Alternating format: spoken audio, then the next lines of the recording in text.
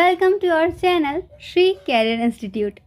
तो हमारा आज का टॉपिक क्लास 6 का चैप्टर 2 साइंस का चैप्टर 2 है, जो कि है sorting materials into groups. Chapter बहुत इंटरेस्टिंग होने वाला है, तो वीडियो को एंड तक ज़रूर देखना। और अगर आप चैनल पर नए हैं then subscribe now and press the bell icon for my latest videos update. Let's start. Sorting materials into groups. अब जो मटेरियल्स होते हैं उनको हम कैसे ग्रुप वाइज सॉर्ट आउट करते हैं, वो चीज़ हम देख रहे हैं। बहुत इंटरेस्टिंग है, तो लाइन बाय लाइन मैं आपको पूरा चैप्टर एक्सप्लेन करने वाली हूँ, तो अच्छे से देखना सुनना। Objects around. अब हमारे आसपास कौन से ऑब्जेक्ट्स होते हैं? We have seen that our food and clothes have so much variety in them. हम देखते हैं कि हमारे कपड़े, हमारा खाना है, उसमें कितनी सारी वेराइटीज़ मिल जाती, कितने अलग अलग तरह की हमारे पास कपड़े होते हैं, कितने अलग अलग तरह का हमारे पास खाना हम अलग अलग तरह का खाते हैं। Not just food and clothes, सिर्फ खाने और कपड़े ही नहीं, there is such a vast variety of objects everywhere. सिर्फ खाने और कपड़े की बात नहीं हो रही, बल्कि कई तरह की वेराइटी होती है हमारे आसपास हर तरफ, जिसके बारे में हम इस चैप्टर में पढ़ने वाले हैं। We see around us. अब हमारे आसपास हम क्या क्या देखते हैं? A chair, a block cart, a cycle, cooking utensils, books, clothes, toys, water, stones and many other objects. तो हमारे आसपास जितनी सारी चीज़ें यहाँ पे बताई है वो ही नहीं, बल्कि और भी बहुत सारे ऑब्जेक्ट्स हम देखते हैं। All these objects have different shapes, colors and uses. अब जो ये अलग अलग ऑब्जेक्ट्स होते हैं तो सबकी शेप अलग अलग होती है, उनका कलर डिफरेंट हो सकता है और उसके यूजेस भी तो डिफरेंट होंगे। देखते हैं क्या है वो।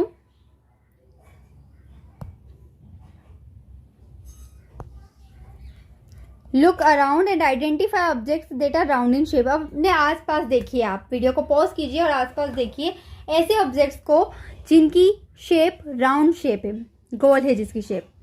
और लिस्ट में इंक्लूड अ रबड़ बॉल। अब इसमें क्या क्या आ सकता है? एक रबड़ बॉल आ सकती है, a football and a glass marble. कांच का मार्बल भी आ सकता है।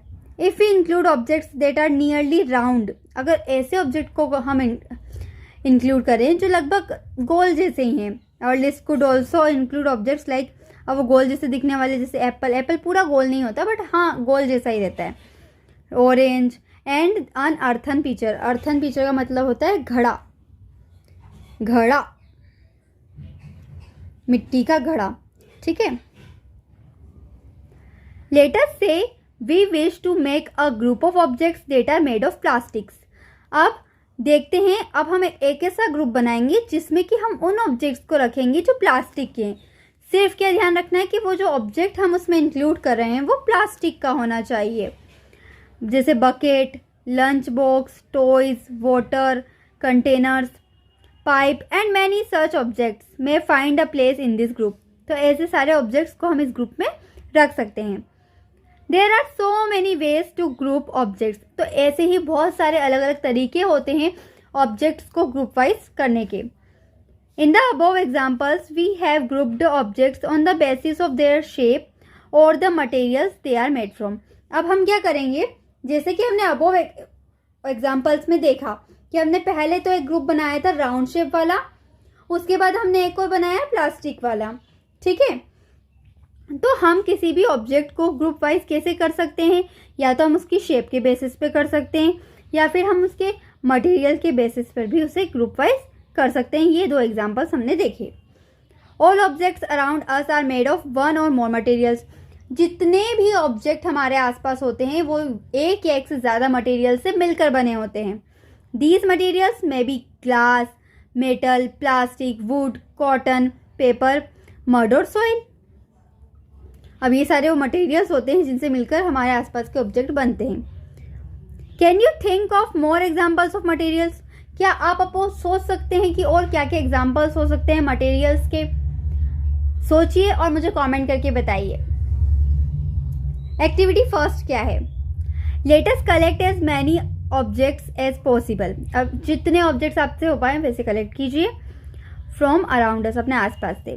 Each of us could get some everyday objects from home and we could also collect some objects from the classroom और फ्रॉम आउटसाइड द स्कूल.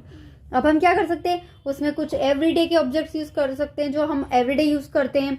हम classroom से objects उठा सकते हैं, चौक, पेंसिल, डस्टर. उसके अलावा हम हमारे स्कूल से बाहर भी कई सारे ऑब्जेक्ट्स होते हैं, हम वो ले सकते हैं. What will we have in our collection? अब हमने जो कलेक्ट किया उसमें हमें क्या क्या मिला. It may be collect Chowk, pencil, notebook, rubber, duster और हैमर. हैमर यानी होता है हथौड़ा. नेल, नाखून भी मिल सकता है. सोप, साबुन, spoke of wheel, bat, match box, salt, potato. ऐसे बहुत सारी चीज़ें हम फाइंड आउट कर सकते हैं. We can also list objects that we think of but can not bring to the classroom. अब ऐसे ऑब्जेक्ट को भी हम इसमें इंक्लूड कर सकते हैं जिसे हम सोच तो सकते हैं मगर उस ऑब्जेक्ट को उठाकर क्लासरूम में नहीं लाया जा सकता है. जस्ट लाइक अलमीरा, table, chair. For example wall, trees, doors, tractor, road. ये सारी चीजें भी हम इसमें इंक्लूड करेंगे लेकिन हम इसे उठाकर तो इधर से उधर नहीं कर सकते. Separate all objects from this collection that are made from paper or wood. अब हमें क्या करना है, पहले तो उन चीज़ों को अलग सेपरेट कर लेना है जो पेपर या फिर वुड से, कागज़ या लकड़ी से बने हों. This way we have divided all objects. अब ऐसे हमने सभी ऑब्जेक्ट्स को डिवाइड कर लिया. एक तो पहले बना गया कि पेपर और वुड से, उसके बाद उसे हमने डिवाइड कर लिया 2 ग्रुप्स में. ठीक है. One group has the objects that are made from paper or wood while the other group has the objects that are not made of these material. हमने क्या किया, 2 ग्रुप में किया. एक ग्रुप में वो सारे मटेरियल्स थे जो पेपर या फिर वुड से बने हो. वुड यानी होती है लकड़ी और पेपर यानी कागज. कागज या लकड़ी से बने हुए को अलग कर लिया. उसके बाद बचे हुए सारे एक और ग्रुप में हमने ऐड कर लिए. Similarly we could separate the things that are used for preparing food. ठीक इसी तरीके से हम उन चीज़ों को अलग कर लेते हैं जो कि हम खाना बनाने के लिए इस्तेमाल करते हैं. Let us be a little more systematic. अब हम थोड़ा और सिस्टमेटिक होते हैं. List all object collected in table 2.1. हम 2.1 टेबल में सारे ऑब्जेक्ट जो हमने कलेक्ट किए उसके नेम लिख लेते हैं. ठीक है. Try to identify the materials that each one is made of. अब क्या करते हैं, हम फाइंड आउट करने की कोशिश करते हैं कि एक एक मटेरियल को कि वो किससे बना है. It would be fun to make this a large table. अब ये मज़ा भी आएगा इसी लार्ज टेबल बनाने में. Collecting information about as many objects as possible. हम कोशिश करेंगे जितने ऑब्जेक्ट्स हमसे हो उतने पॉसिबल हम बनाएं. It may seem difficult to find out the materials out of which some of these objects are made. अभी डिफिकल्ट भी होगा कि ये जो ऑब्जेक्ट्स हैं उन मटेरियल्स को हम ढूंढे कि किन मटेरियल से मिलकर ये ऑब्जेक्ट बने हैं. अब ऐसे केस जिनमें कि बहुत ज़्यादा डिफ़िकल्ट हो जाता है कि जो ऑब्जेक्ट हमारे पास है वो कौन कौन से मटेरियल्स से मिलकर बना है. In such cases discuss with your friends, teacher and parents to identify the materials. तो ऐसे केसेस में आप अपने टीचर से पूछिए, अपने फ्रेंड्स से पूछिए, अपने पेरेंट्स से पूछिए कि आखिर वो मटेरियल्स कौन कौन से हैं. अब देखो objects and the materials they are made from. जैसे कि प्लेट यानी थाली. थाली किस किस मटेरियल की हो सकती है, स्टील हो सकती है, ग्लास हो सकती है, प्लास्टिक हो सकती है और अदर मटेरियल की भी हो सकती है. पेन, पेन प्लास्टिक का भी हो सकता है और मेटल का भी हो सकता है. अब एक्टिविटी 2 देखते हैं. Table 2.2 list some common materials. You can also add more materials in column 1 that are known to you. Now try and think to everyday objects you know that are made mainly of these materials and list them in column 2.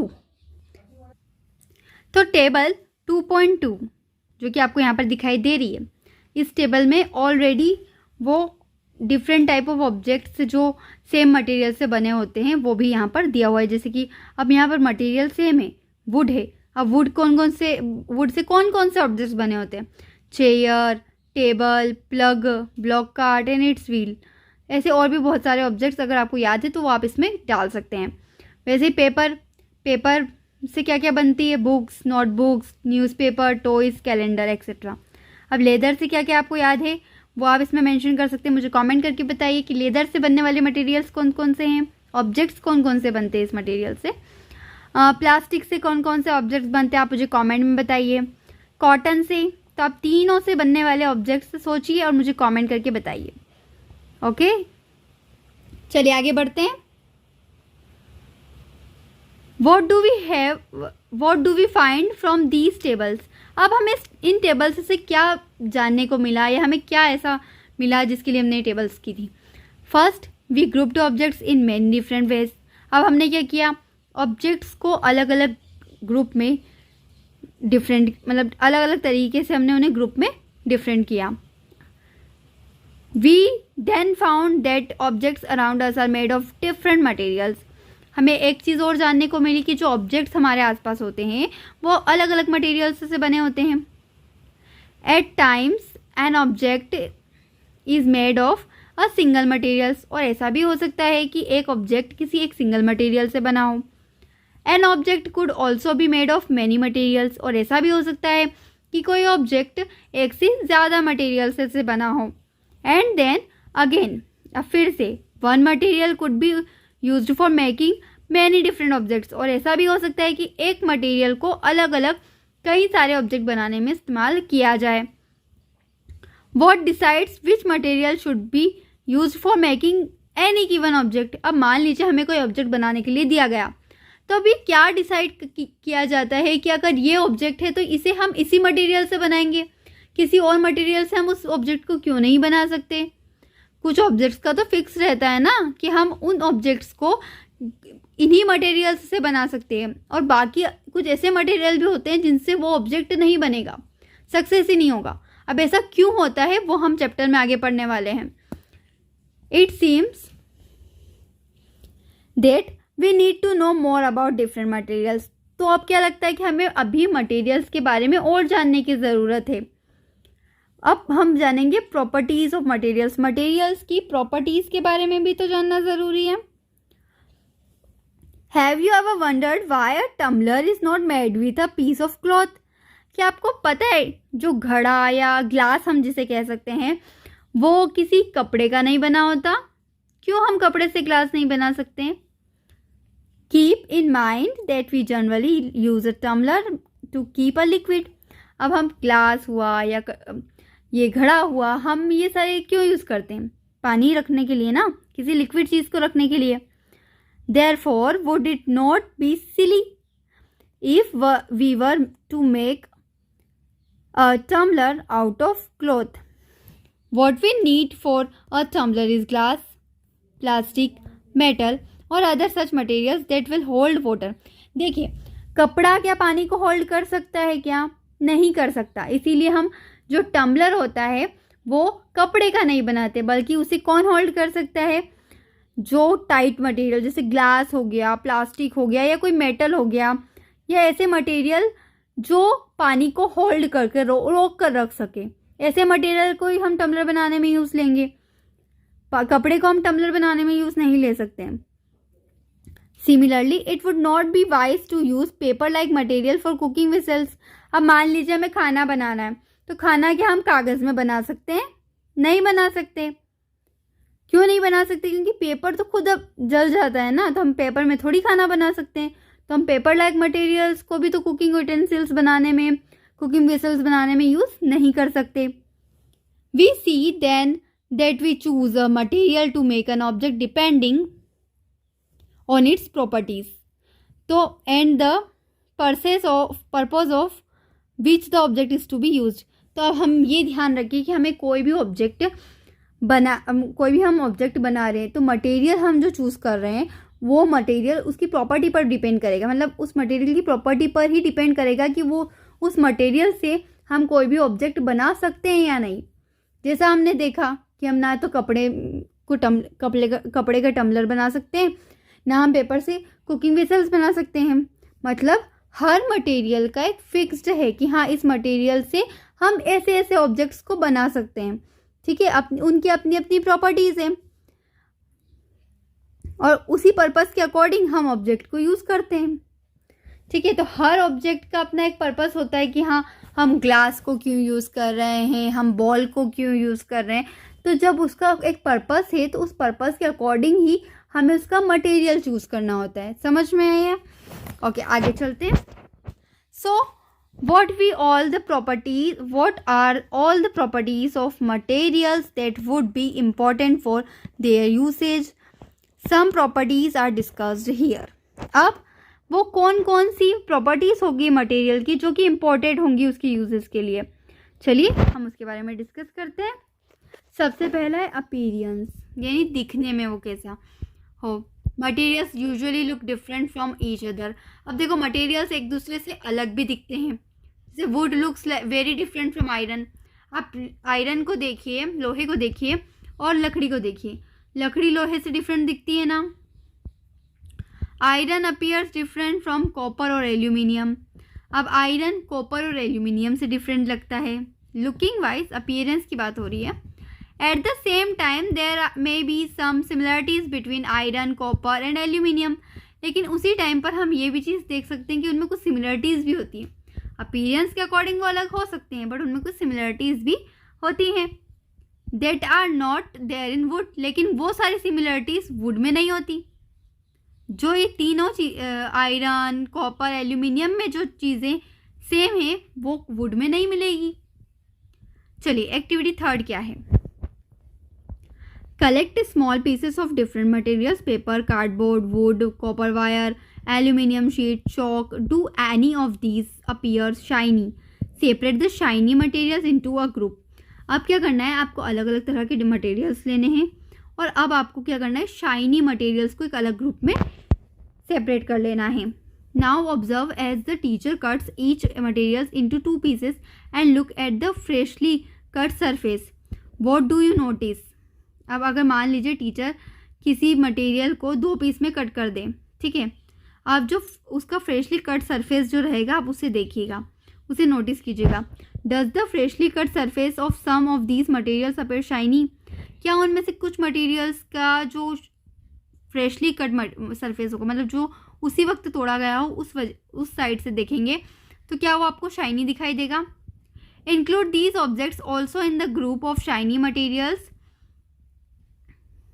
अब आप उन सारे objects को shiny materials के group में include करें।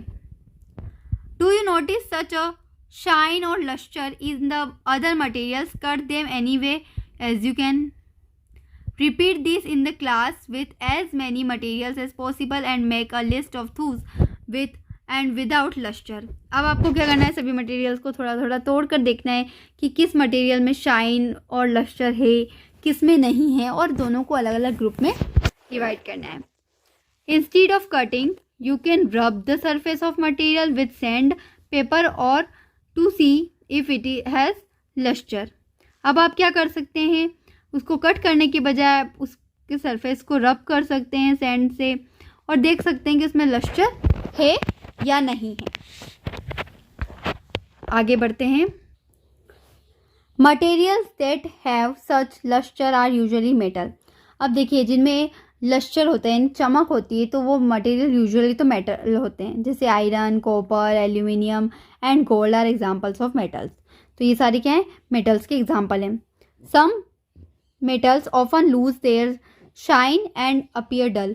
कुछ metals अपनी शाइन को लूज कर देते हैं और डल दिखने लग जाते हैं because of the action of air and moisture on them. और एयर और मॉइस्चर की वजह से वो ऐसे दिखने लग जाते हैं। We therefore notice the luster only on their freshly cut surface. तो ऐसे में हम सिर्फ उनका जो लस्टर है वो कैसे पता कर सकते हैं, उनके फ्रेशली कट सरफेस पर। When you visit an iron smith or a workshop, look out for freshly cut surfaces of metal rods to see if they have luster. अब ऐसे में आप किसी भी आयरन स्मिथ और किसी भी वर्कशॉप पर जाकर ये चीज़ें देख सकते हैं। आगे हम देखते हैं हार्डनेस। हार्डनेस क्या होती है? When you press different materials with your hand, जब हम हमारे हैंड से अलग अलग तरह के मटेरियल्स को प्रेस करते हैं। Some of them may be hard to compress while other can be easily compressed. कुछ को तो दबाना मतलब प्रेस करना बहुत ज़्यादा मुश्किल होता है, लेकिन कुछ तो बहुत आसानी से कंप्रेस हो जाते हैं। Take a metal key and try to scratch with it. अब मेटल की एक की लीजिए, चाबी लीजिए और उसे स्क्रैच करने की कोशिश कीजिए। The surface of a piece of wood. अब जैसे आप किसी भी लकड़ी के पीस के सरफेस के ऊपर कीजिए। Aluminium, a piece of stone, a nail. Okay, candle, chalk, any other materials or object you can easily scratch some materials. अब ये जितने सारे मटेरियल्स हैं उन सभी को आप स्क्रैच करने की कोशिश कीजिए। कुछ मटेरियल तो आसानी से स्क्रैच हो जाएंगे, while some can not be scratch so easily, और कुछ आसानी से स्क्रैच नहीं होंगी। जैसे चॉक हम आसानी से स्क्रैच कर सकते हैं, कैंडल को स्क्रैच कर सकते हैं। स्क्रैच मतलब घिसना है, घिस कर देख सकते हैं। नेल को घिस सकते हैं, वहीं आप एल्यूमिनियम को घिसिए, क्या फ़र्क पड़ेगा। लकड़ी को घिसिए, पत्थर को घिस कर देखिए, पता चल जाएगा कि उसकी हार्डनेस कैसी, कौन सा ज़्यादा हार्ड है और कौन सा कम हार्ड है। Materials which can be compressed so or scratched easily are called soft, while some other materials which are difficult to compress are called hard। देखिए, जिन मटेरियल्स को हम आसानी से दबा सकते हैं, कंप्रेस कर सकते हैं और स्क्रैच यानी उसे घिस भी आसानी से सकते हैं, तो वो मटेरियल्स होंगे सॉफ्ट। और जिनके लिए हमें बहुत ज़्यादा दम लगाना पड़ता है, बहुत ज़्यादा डिफ़िकल्ट होता है उसे कंप्रेस करना, तो वो मटेरियल्स होंगे हार्ड मटेरियल्स। जैसे कि एग्जांपल है, कॉटन और sponge is soft while iron is hard. Cotton और स्पॉन्ज आप लेंगे तो वो कितना सॉफ्ट रहता है, जबकि आप आयरन को दबा कर देखिए, नहीं होगा, क्योंकि वो हार्ड होता है। इन appearance materials can have different properties. अब अपीयरेंस में देखें तो मटेरियल्स की डिफरेंट प्रॉपर्टीज़ होती है, जैसे कि दिखने के हिसाब से, हाँ, जैसे कि उसकी चमक, उसकी हार्डनेस, वो रफ है या स्मूथ है। Can you think of other properties that describe the appearance of a materials.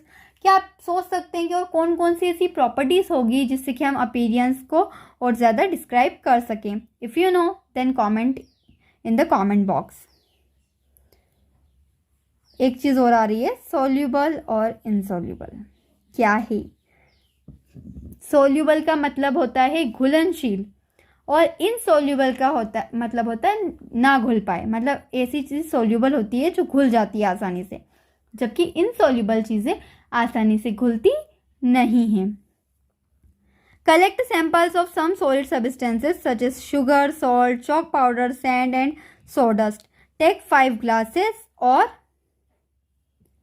beakers, fill each one of them about 2/3 with water, add a small amount spoonful of sugar to the first glass, salt to the second, and similarly add small amounts of other substances into the other glasses। आपको अलग अलग glasses लेने हैं, 1/3 उसमें आपको ये सारी चीज़ें मिक्स करनी है, अलग अलग ग्लास में अलग अलग, ठीक है। Stir the contents of each of them with a spoon. अब उनको आपको अच्छे से हिला लेना है। Wait for a few minutes, observe what happens to the substance added to water. अब आप उन्हें ऑब्जर्व कीजिए कि आखिर उन सब्सटेंसेस के साथ क्या क्या हुआ। Note your observation as shown in table 2.3। अब देखिए फिगर 2.4, इसमें क्या दिया है, what disappears, what does it. यहाँ पर देखिए कि क्या डिसअपियर हो गया और क्या दिख रहा है, ठीक है। आप टेबल 2.3 में जैसे mixing different solids materials in water, हमें अलग अलग सॉलिड मटेरियल्स को वाटर में मिक्स करके देखना है। ये एक्सपेरिमेंट अगर आप टीचर हैं तो अपने बच्चों को ज़रूर करवाएं क्लास में, स्टूडेंट्स को। And if you are a student then ask your teacher to do this. क्या करना है, salt disappears completely in water. अब सॉल्ट को अगर हम पानी में मिलाएंगे, नमक को मिलाएंगे, तो वो आसानी से घुल जाएगा। वैसे ही अब मैं ये जो आपको बता रही हूँ, sugar, sand, chalk powder and sawdust, आप इन्हें खुद करके देखें, पानी में मिला कर देखें, और क्या सच में डिसअपियर हो रहे हैं या नहीं हो रहे हैं। जो भी हो, आप एक्सपेरिमेंट करके मुझे कमेंट करके ज़रूर बताइएगा कि आखिर हुआ क्या, वो डिसअपियर हुए या नहीं हुए। ये आपके लिए टास्क है। ओके, चलिए आगे बढ़ते हैं। You will notice that some substances have completely disappeared or dissolved in water. We say that these substances are soluble in water. तो अब हमें पता चला जो substances पानी में डालते ही एकदम पानी के साथ घुल जाते हैं, मिक्सअप हो जाते हैं, वो सारे substances कहलाते हैं soluble. Other substances do not mix with water and do not disappear even after we use stir for a long time. These substances are insoluble in water. अब कुछ सब्सटेंस ऐसे भी होते हैं जिन्हें हम घोलते जाएं, चाहे हम उसे कितना ही मिक्सअप करेंगे लेकिन फिर भी वो पानी के साथ मिक्स नहीं होते हैं, तो ऐसे सब्सटेंसेस को हम कहते हैं insoluble. Water plays an important role in the functioning of our body because it can dissolve a large number of substances. जो liquids also dissolves in water. तो अब ये देखिए, पानी जो है हमारे शरीर में एक अपना इम्पोर्टेंट रोल प्ले करता है, जो कि हमारी बॉडी में बहुत सारे सब्सटेंसेस जो हम खाते हैं खाना उसे डिज़ोल्व करता है. अब क्या लिक्विड भी, लिक्विड जैसे पानी है, तो क्या पानी सब्सटेंस, हमने अभी ड्राई सब्सटेंस की बात की थी, अब बात करें क्या पानी किसी लिक्विड को भी डिज़ोल्व कर सकता है अपने अंदर? चलिए देखते हैं. Collect samples of vinegar, lemon juice, mustard oil or coconut oil, kerosene or any other liquid. Take a glass tumbler. अब क्या करना है, हमें vinegar, lemon juice, mustard oil या कोकोनट ऑयल, केरोसिन या अदर लिक्विड कोई भी लेने हैं. अब हमें एक ग्लास टम्बलर लेना है, एक ग्लास ले लीजिए. Fill it up to half with water. अब आधा उसे पानी से भर दीजिए. Add a few spoonful of one liquid of two this and stir it well. Let it stand for 5 minutes. Observe whether the liquid mixed with water.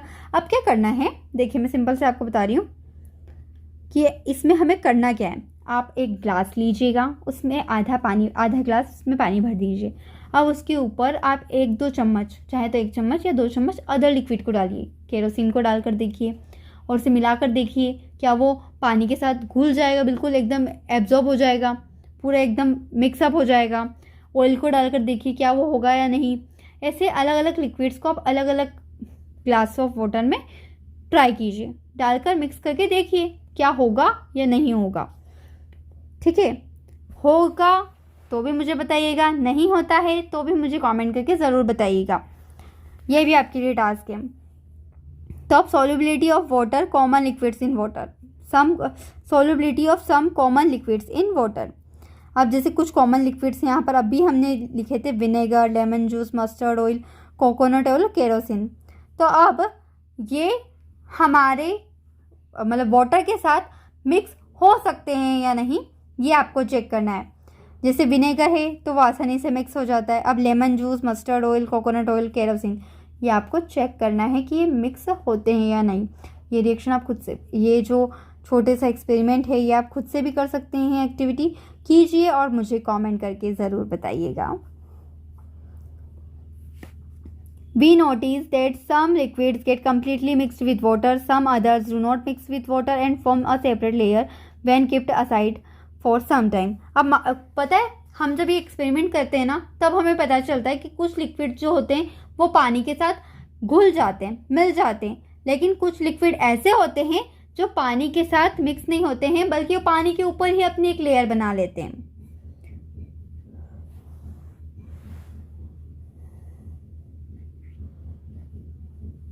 Some gases are soluble in water whereas some are not.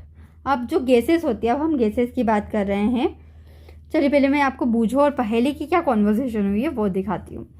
बूझो suggests that we also check if the liquids that we used in activity 5 mix well with some liquids other than water. अब हम ये भी कर सकते हैं कि activity 5 में हमने जो लिक्विड देखे, जैसे कि विनेगर हो गया, लेमन जूस हो गया, ये सारे जो लिक्विड्स थे, वाटर के अलावा क्या ये लिक्विड्स अदर लिक्विड के साथ भी मिक्स हो सकते हैं या नहीं, ये भी हम करके देख सकते हैं. Paheli is curious to know whether gases also dissolve in water. अब पहेली भी ये जानना चाहती है कि जैसे हमने अभी लिक्विड में लिक्विड की बात की, सॉलिड में लिक्विड की भी बात की, अब वो जानना चाहती है क्या गैसेस भी लिक्विड के अंदर मिक्स हो जाती है. चलिए जानते हैं. देखिए बहुत सारी गैसेस वाटर में सोल्यूबल होती है, और बहुत सारी नहीं होती है। Water usually have small quantities of some gases dissolve in it. जो पानी होता है उसमें भी स्मॉल अमाउंट में गैसेस डिजोल्व रहती है।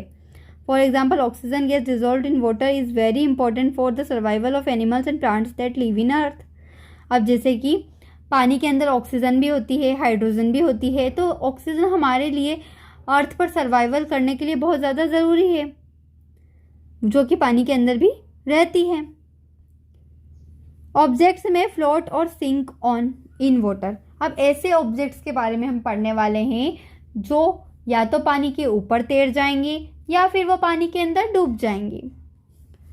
While doing activity 4, you might have noticed that the insoluble solids separated out from water.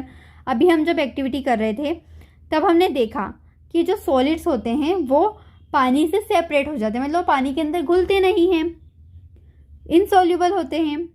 You may have also noticed this with some liquids in activity 5, और ऐसे ही आपने लिक्विड्स के साथ भी देखा। Some of these materials that do not mix with water floated on the surface of water.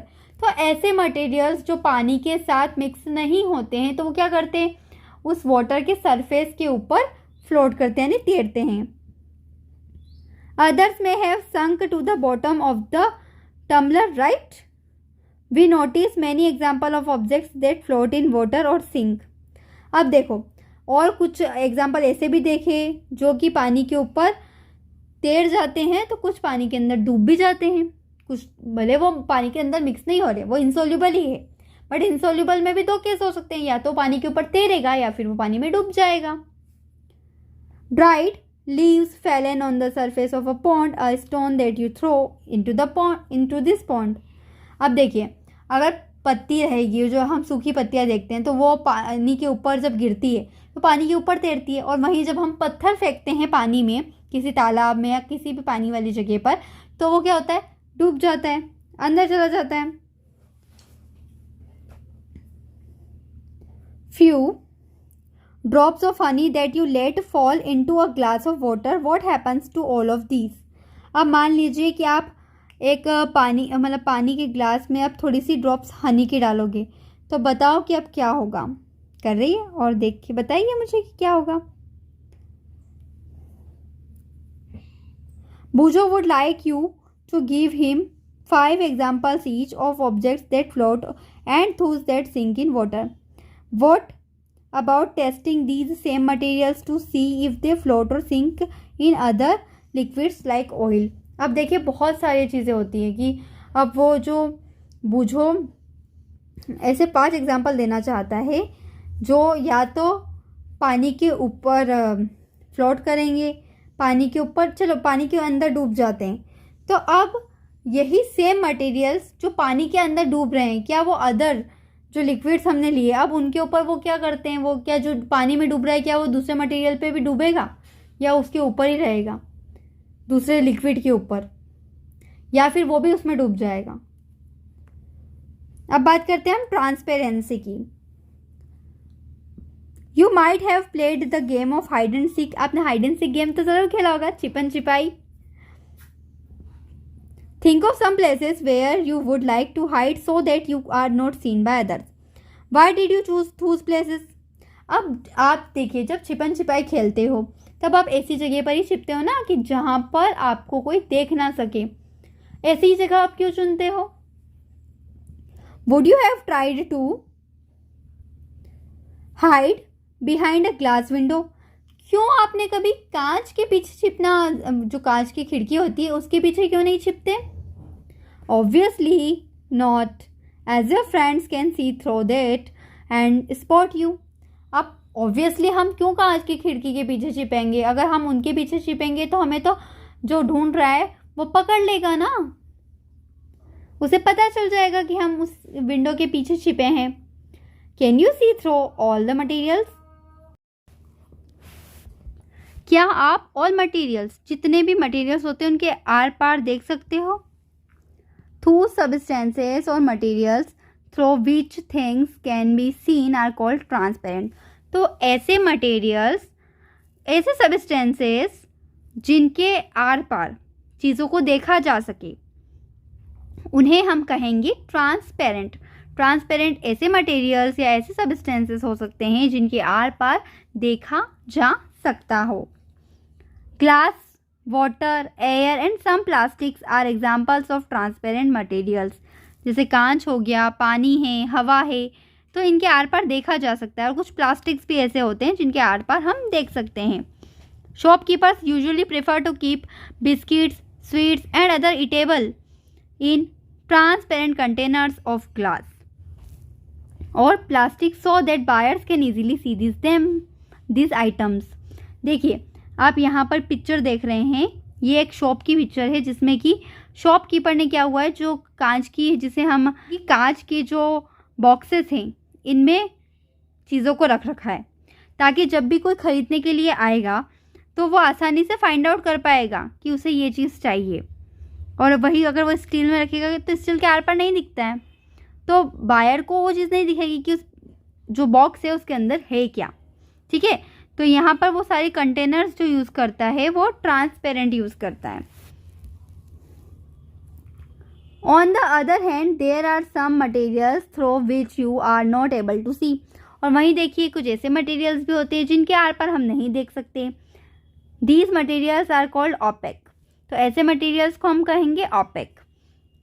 You can not tell what is kept in a closed wooden box, a cardboard, cartoon और a metal container.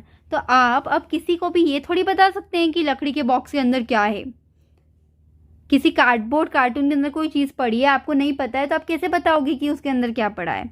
वैसे metal container के अंदर क्या है वो भी आप नहीं बता सकते। वुड, कार्डबोर्ड और मेटल, ये क्या है, ओपेक मटेरियल्स के एग्जाम्पल है, यानी जिसके आर पार हम नहीं देख सकते। Do we find that we can group all materials or objects without any confusion as either opaque or transparent? तो अब आप इतना तो फाइंड कर सकते हैं ना कि कौन से मटेरियल्स ट्रांसपेरेंट होते हैं और कौन से ओपेक होते हैं। ठीक है, एक्टिविटी 6 देखते हैं। Take a sheet of paper and look through it towards a lighted bulb. Make a note of your observation. Now put 2 to 3 drops of some oil and spread it on the sheet of paper. Look again towards the lighted bulb through the portion of the paper on which the oil has been spread. Do you find that the bulb is more clearly visible than before? अब देखिए, एक paper लीजिएगा, page copy का, उसे आप bulb के सामने रखिए और बल्ब को देखने की कोशिश कीजिए। ठीक है, देख लिया, दिखा नहीं दिखा, क्लियरली नहीं दिखा। अब आप वहीं पर उस पेज के ऊपर ड्रॉप्स डाल दीजिए ऑयल की। ठीक है, ऑयल स्प्रेड कर दीजिए उसके ऊपर और अब उसे देखने की कोशिश कीजिए। तो वो हल्का हल्का पहले के कंपेयर में वो हल्का हल्का दिखने लग जाएगा। But can you see clearly through the oiled paper? क्या आप उससे क्लियरली देख सकते हैं? Is everything on the other side of it visible? Perhaps not. The materials through which objects can be seen but not clearly are known as translucent. अब देखिए, आप उसके आर पार देख तो सकते हैं बट क्लियर इमेज आपको नहीं दिखेगी, उसमें आपको उतना क्लियर नहीं दिखेगा जैसा ट्रांसपेरेंट में दिखता है। तो ऐसे ऑब्जेक्ट्स जिनके आर पार हम देख तो सकते हैं मगर हमें क्लियर नजर नहीं आ रहा है, ऐसे ऑब्जेक्ट्स को हम कहेंगे ट्रांसलूसेंट। क्या कहेंगे? Translucent. Remember the oily page on paper when we tested food items for presence of fats that was translucent too. अब देखिए, हमने ये इससे पहले वाले चैप्टर में भी किया था। जो प्रेजेंस ऑफ फैट टेस्ट करने के लिए फूड आइटम पर हमने उस फूड आइटम को पेपर के अंदर रखा, रब किया, तो उसमें जो ऑयली पेज बना था वो भी क्या था? ट्रांसलूसेंट था। Can you think of some more examples of translucent material? ऐसे और कौन कौन से एग्जाम्पल्स हो सकते हैं ट्रांसलूसेंट मटेरियल्स के? We can therefore group materials as opaque, transparent और translucent. तो हम मटेरियल्स को 3 तरीके से और ग्रुप कर सकते हैं। ऐसे मटेरियल्स को अलग जो ट्रांसपेरेंट हो, ओपेक को अलग और ट्रांसलूसेंट को अलग। पहली suggest covering the glass of a torch with your palm at a dark place. अब पहेली बोल रही है कि हम किसी अंधेरी जगह पर एक टॉर्च लगाएं और टॉर्च के ऊपर अपने हाथ को रख दें, जैसा कि इस पिक्चर में दिखाई दे रहा है। Switch on the torch and observe the other side of the palm. अब अगर हम टॉर्च को ऑन करेंगे तो पाम के अदर साइड हमें क्या दिखेगा?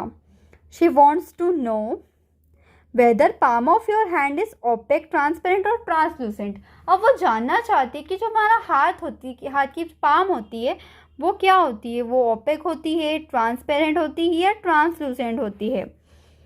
We learned that materials differ appearance and the way they mix in water or other liquids।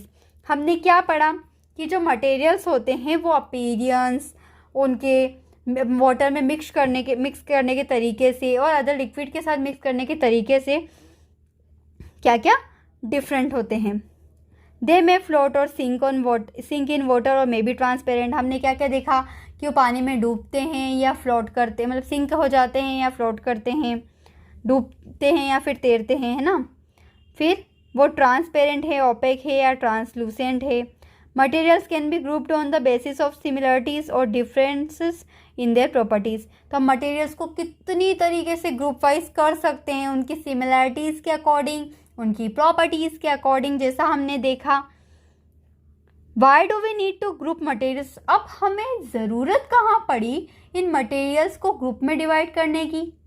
हाँ, देखिएगा, in everyday life we often group materials for our convenience. हम ना हमारे आराम के लिए, कि हम आसानी से कोई भी चीज़ फाइंड आउट कर पाएँ, उसके लिए हम अपने कन्वीनियंस के लिए जो हमारे डेली लाइफ में ज़रूरत पड़ती है, तो हम चीज़ों को ना उसके अकॉर्डिंग ग्रुप वाइज कर लेते हैं मटेरियल्स को। At home we usually store things in such a manner that similar objects are placed together.